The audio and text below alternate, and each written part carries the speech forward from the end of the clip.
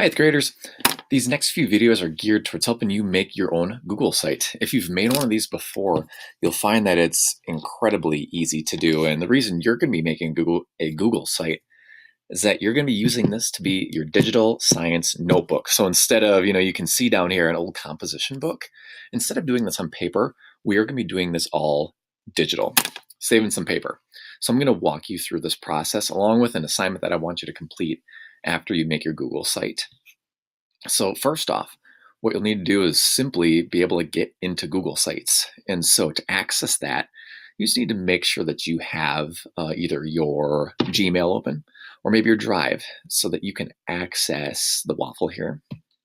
So once you click on that, you have a suite of Google apps. Let's click on Sites. So kind of follow along with me as you're doing this. Hit the pause button if you need to. You can always come back to it.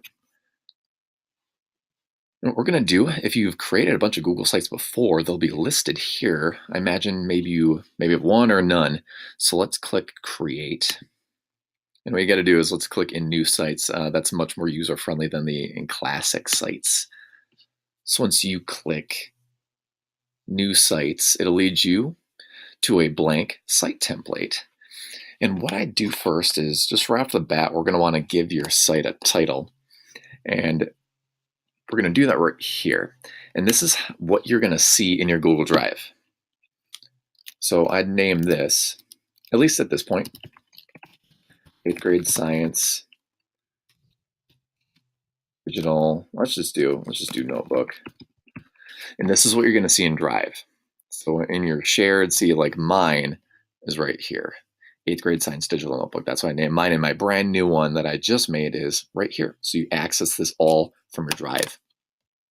So when I go back to this, I want you to use my site that I just showed you at the beginning. Use this as a template as you create your site. Now you can have your own creative little twists to this, but stick to my main format. So when I look at yours and I look at how you've been recording your thoughts and what you've learned, I know where to be looking and I know where to access this information. So name your title, same thing as I got here. So Science 8 Digital Notebook. So just take it straight from there.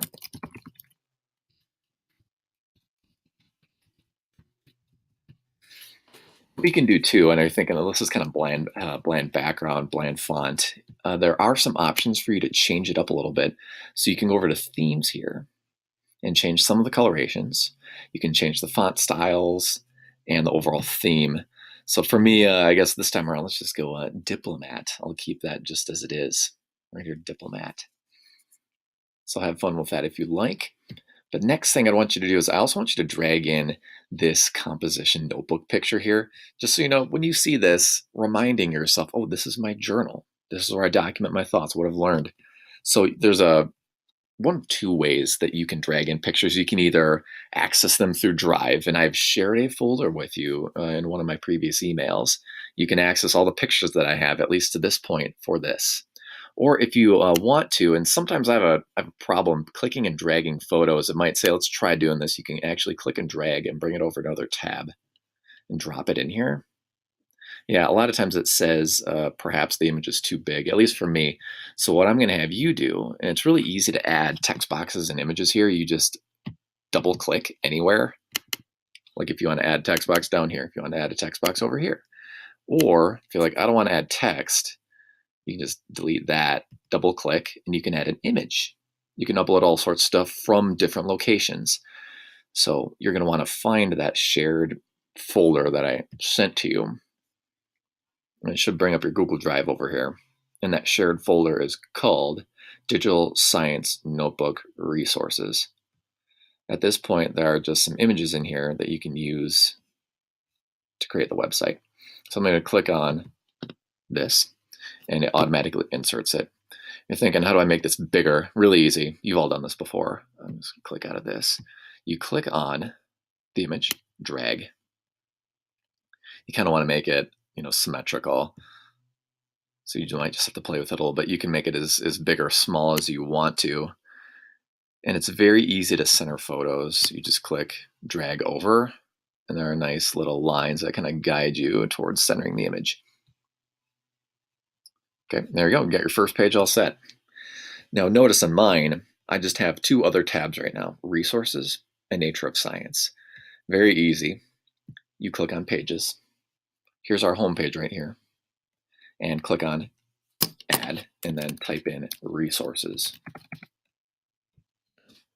And here's a new Resources page. Again, when I click on mine back here, make it exactly as you see mine. So all you're doing on this page at this point, the Resources section is just for you, you know what, I need a little bit of a reminder. I need a little bit of help on creating a graph. I need help on, here's a periodic table. No, we're not going to use this for a while. This is just a handy thing that you can use for reference.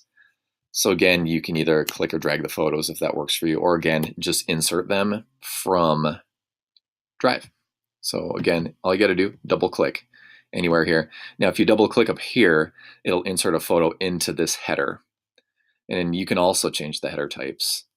You can do, large banner like this. I guess for resources, I kind of prefer something smaller. It's up to you.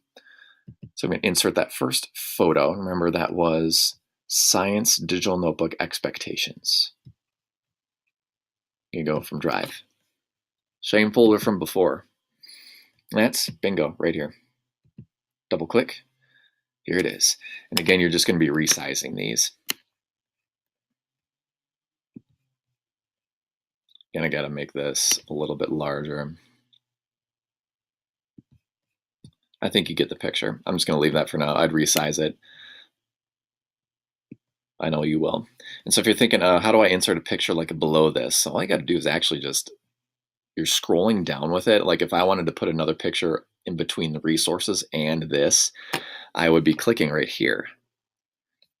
But I'm going to come down here and I just double click and I can insert another image. And you can click and drag these photos anywhere. So it's extremely easy. So I click Graphing Rules and hey, it goes and clicks, inserts itself right here. And I can click and drag this anywhere I want to. So if I wanted this above, you could do that too. And if you're thinking, I didn't like that move, remember, Control Z is your friend. That is the undo button. So Control Z undoes any move that you make, just so you know. So I'm hoping you kind of get the point. Just make it just like you see here. So there are 1, 2, I forgot the science vocab page, so make sure you list that before the graphs. 1, 2, 3, 4, 5 images on this page. And you can also put little dividers in between the images if you're kind of OCD like me. So to do that, you just kind of go in between both the pictures here and you go to Insert and click Divider. And I put a divider right in between them if you just kind of want to make sure you can tell the difference between photos. Cool, so this is the first part of the video. Watch the next one for the next instruction.